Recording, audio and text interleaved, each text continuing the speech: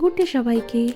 আজকে আমি আর কোনো রান্নার ভিডিও নিয়ে আসিনি, তাই ঘাবড়াবেন না প্লিজ। আজকে একটা নতুন জায়গা দেখার উদ্দেশ্যে বেরিয়ে পড়েছিলাম।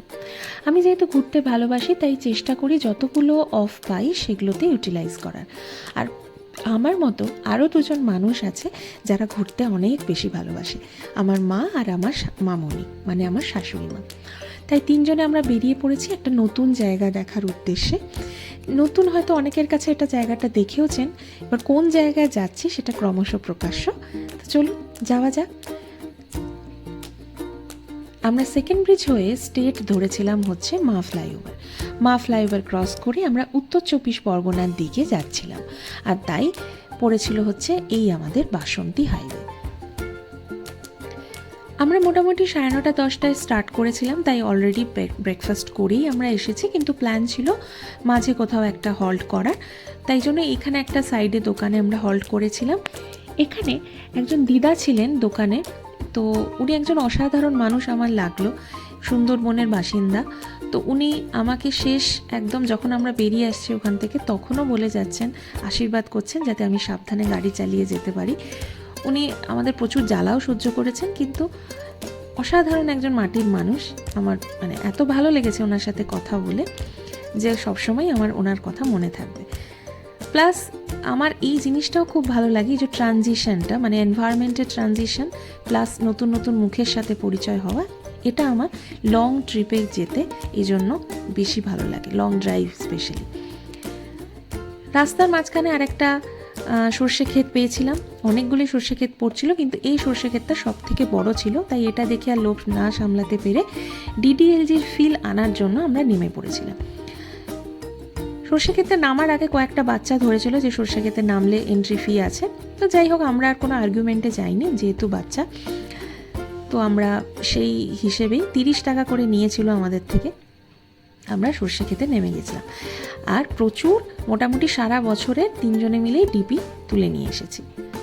সর্ষে ক্ষেতে নামার সময় আমার অ্যাকচুয়ালি আইডিয়া ছিল যে সেরকম হয়তো কোনো গন্ধ পাবো না সর্ষে ফুলে, কিন্তু ওখানের আশেপাশে বা সর্ষে ক্ষেতে যখন আমরা নামলাম তখন সর্ষে ফুলের একটা মিষ্টি গন্ধ আছে, যেটা কিন্তু আমরা ফিল করছিলাম। অনেকেই ওখানে নেমেছে দেখলাম, আর সর্ষে গাছগুলোরও লেন্থ যথেষ্ট বেশি, তাই জন্য আরও ডিডিএলজির ফিলটা লাগছিল।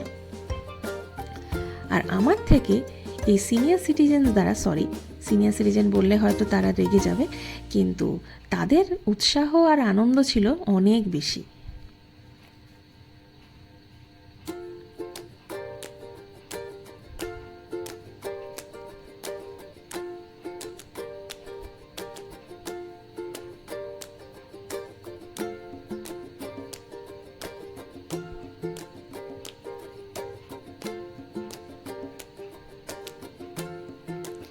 মোটামুটি কানে ফুল টুল গুঁজে দুজনেই একদম রোম্যান্টিক মুডে যাচ্ছিল, তাই আমি তাড়াতাড়ি ওখান থেকে টেনে বার করে আমরা আমাদের গন্তব্যস্থলে পৌঁছে গেছিলাম।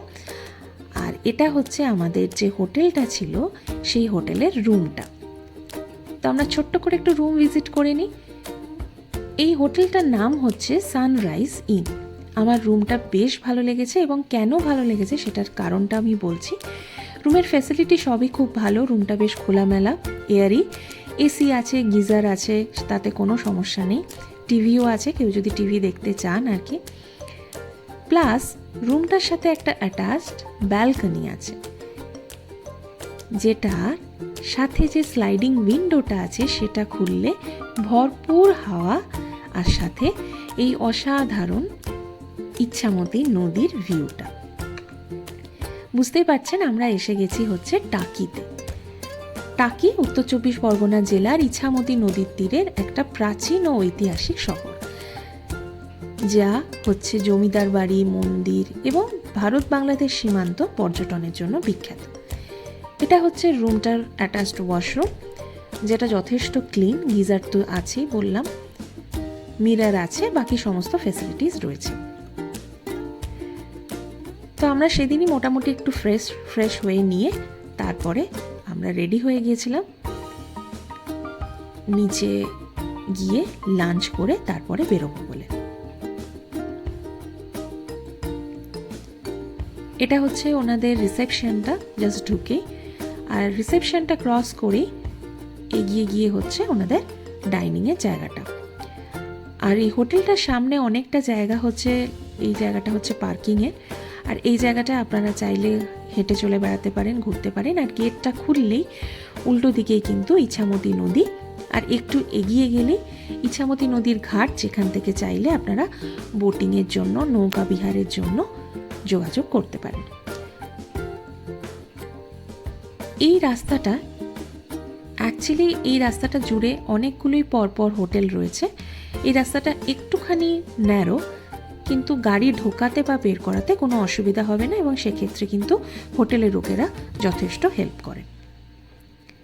আর এই হচ্ছে ইছামতি নদী। সো এটা ছিল আমার পার্ট 1 ভিডিও। পার্ট 2তে দেখা হচ্ছে খুব তাড়াতাড়ি। টাটা।